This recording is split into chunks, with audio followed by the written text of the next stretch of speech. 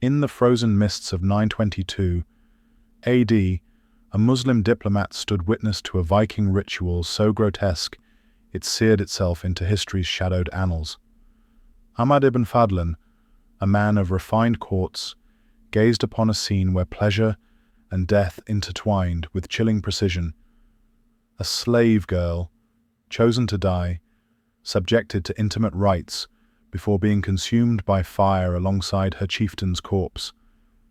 This was no mere barbarity. It was a calculated act of power, where sexuality became a weapon as brutal as any axe. Beneath the saga's heroic veneer lies a truth far darker. The Vikings wielded intimacy as a tool of domination, a currency of control, and a gateway to the afterlife. Their practices, etched in blood and bone, reveal a society where violence and desire were inseparable, shaping medieval Europe in ways that echo through the ages. A disturbing truth awaits, one that unveils the cost of power in a world ruled by the sword. For more journeys into history's shadows, subscribe and share thoughts below. In the mist-shrouded fjords of Scandinavia, where the 9th and 10th centuries carved their brutal mark, the Vikings forged a society as relentless as the seas they mastered. Theirs was a world of iron and blood, where sagas sang of heroes, yet whispered of darker deeds. Beyond the clash of swords and the roar of longships, sexuality emerged as a potent force, not of tenderness but of domination, woven into the very fabric of power and survival. Ahmad ibn Fadlan's chilling chronicle of a chieftain's funeral, where a slave girl's sacrifice entwined lust with death, lays bare a culture that wielded intimacy as both ritual and weapon.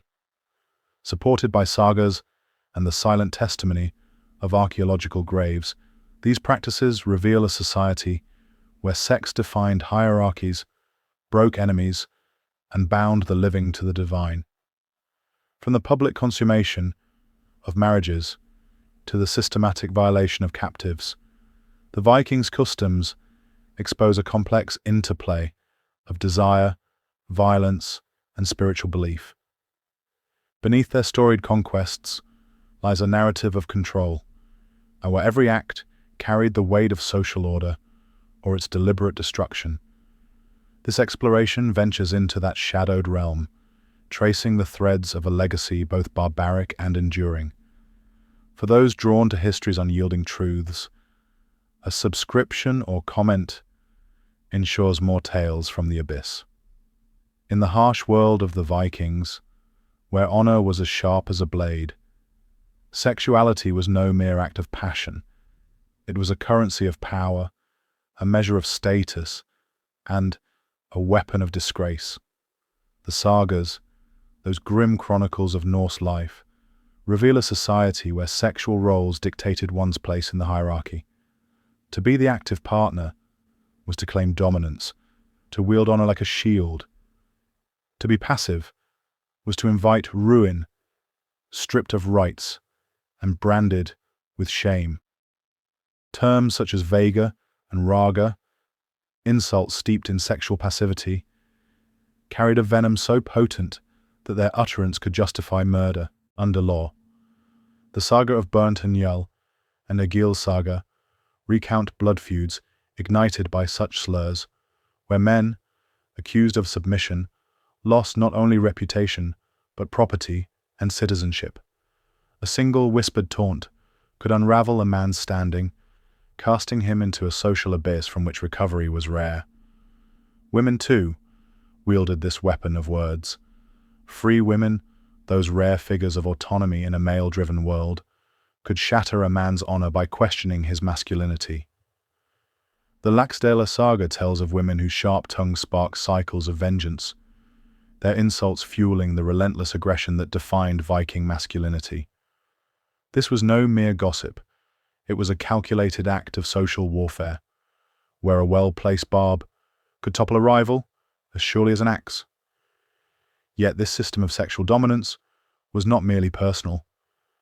It was codified, etched into the legal and social fabric of the Norse world. To be deemed passive was to forfeit one's place in the thing, the assembly of free men, and to invite ostracism or death. The Vikings' obsession with sexual roles thus forged a society where intimacy was inseparable from power, and shame was a sentence as final as any blade.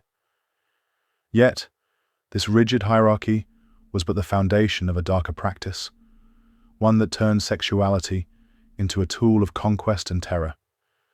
In the shadowed annals of Viking conquest, where blood stained the earth and longships carved paths of dread, sexual violence emerged as a weapon sharper than any sword.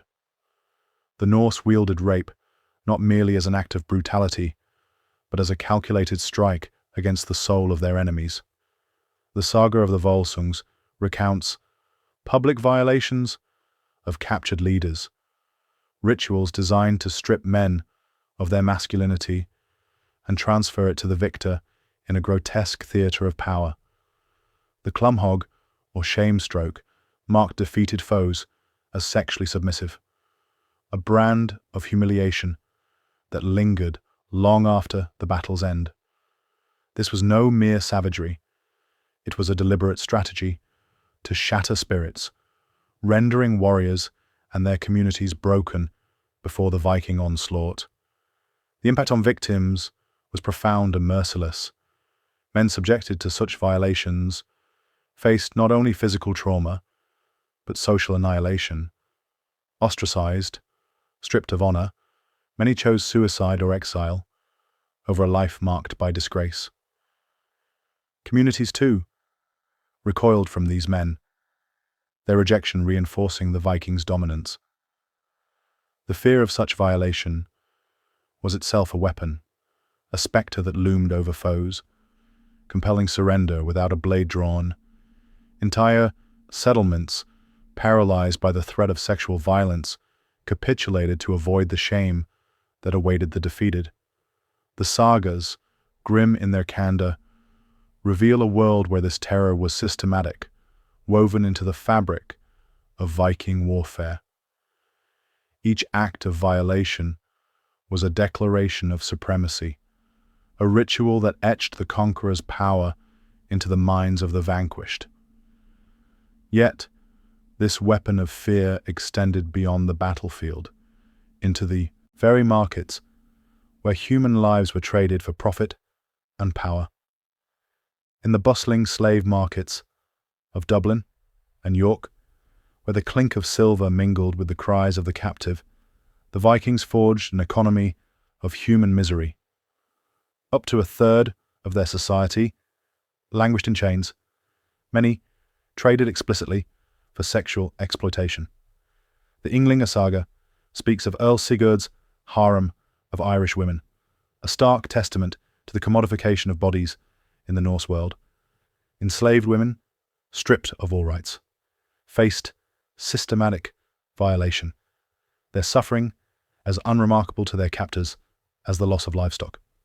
For these women, rape carried penalties akin to property damage, negligible in a society that revered freedom and scorned servitude.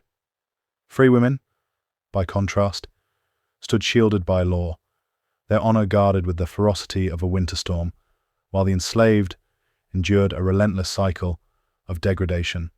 This disparity was no mere accident, but a pillar of Viking power.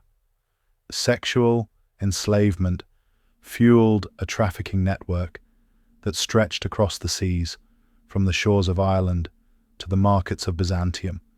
Captives, torn from their homes, became both currency and propaganda, their subjugation a visible reminder of Norse dominance. The terror of enslavement, with its promise of sexual exploitation, quelled resistance in raided lands, binding entire communities to the Vikings' will. This grim commerce enriched chieftains and reinforced a social order where freedom was a privilege and slavery a sentence of unending violation. The sagas, unflinching in their accounts, reveal a world where human lives were bartered to sate desires and cement authority. Yet, this brutal economy of flesh was but one facet of a culture that ritualized sexuality, even in the sacred bonds of marriage and the shadowed rites of death. In the Viking world, where life and death danced in a relentless cycle, sexuality was enshrined in rituals that bound the earthly to the divine. Marriage, a contract of alliance and lineage, demanded public consummation to seal its legitimacy. The saga of Grettir the Strong recounts an uncle lingering in the bridal chamber, bearing witness to the couple's first act, while bloodied sheets were preserved as legal testament to virginity and union. These acts, far from private, were spectacles of social order, where failure to consummate could spark lawsuits or demands for compensation. The phallic symbolism of Mjolnir, Thor's hammer, loomed large in these ceremonies, its presence blessed by priests and guests, a potent emblem of fertility and divine sanction. Yet it was in death that Viking sexuality assumed its most harrowing form. Ahmad ibn Fadlan's account of a chieftain's funeral in 922 AD unveils a ritual both sacred and grotesque. A slave girl, volunteering to join her master in the afterlife, endured days of ritualized sexual encounters with his kin, each act believed to transfer life force to the deceased. The final rite was a grim crescendo. Violated by multiple men, she was strangled and stabbed before her body joined the chieftain's on a burning ship. The Oseberg ship burial and other graves corroborate such sacrifices, where women, often slaves, were offered to ensure a leader's power in the next world. These rituals, steeped in spiritual conviction, reveal a society where sexuality bridged the mortal and the eternal, yet at a cost of unimaginable cruelty. Such practices, however, were but one thread in a tapestry of contradictions, where the rights of the free stood in stark contrast to the plight of the enslaved. In the Viking world, where power was etched in blood and honor, the status of women revealed a stark dichotomy that mirrored the era's brutal contradictions. Free women, though rare in their authority, wielded remarkable agency. Figures like Odd the Deep-Minded in the Laxdela saga could divorce for a husband's sexual inadequacy, inherit vast estates, and command enterprises with a resolve that rivaled any chieftain. Laws shielded them from assault, their honor a fortress upheld by the Thing and the threat of vengeance. Yet, for enslaved women, no such protections existed. Condemned to systematic exploitation, their bodies were bartered in markets and violated without recourse. Their suffering equated to mere property loss. This chasm between freedom and servitude underscored a society that exalted liberty while thriving on subjugation, where the abandonment of unwanted daughters further tilted power toward men. Equally complex were the Vikings' views on same-sex relationships, governed by the same rigid hierarchy of dominance. The saga of Eric the Red hints at acceptance of such bonds, provided the active-passive dynamic mirrored heterosexual norms.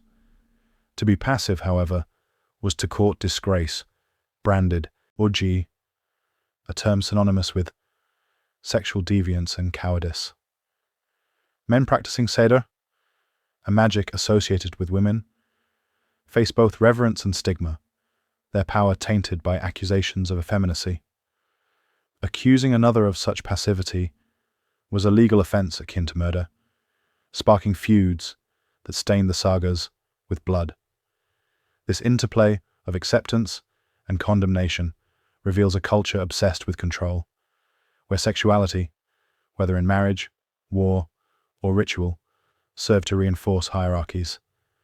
The Vikings' world, thus, was one of stark contrasts, where freedom and enslavement, honor and shame, wove a legacy that would echo far beyond their shores. The Vikings, those seafaring architects of chaos, wove sexuality into the very sinews of their society, crafting a legacy as enduring as it is unsettling. Their practices, where intimacy served as weapon, ritual, and chain, reveal a world where power was not merely seized, but performed, etched into the bodies of the vanquished and the rituals of the divine. From the public consummation of marriages to the sacrificial pyres of chieftains, from the markets of human misery to the bloodied feuds sparked by a whispered insult, the Norse wielded desire to forge order and sow terror. Their influence, carried on the tides of conquest, shaped medieval Europe's notions of masculinity and dominion, leaving genetic and cultural echoes that linger in the modern age. Yet, this legacy challenges contemporary sensibilities, forcing a reckoning with the dark potential of cultural norms to sanctify cruelty under the guise of tradition. The Viking story is a mirror held to humanity's capacity for control, where the line between sacred and profane blurs in the shadow of power, unchecked. Their world, though distant, whispers a cautionary truth. When sexuality becomes a tool of subjugation, it scars both the oppressed and the oppressor. For those who seek to unravel history's shadowed truths, a like, subscription, or comment ensures more journeys into the abyss. In the silence of their longships, the Vikings' secrets sail on, unquiet and eternal.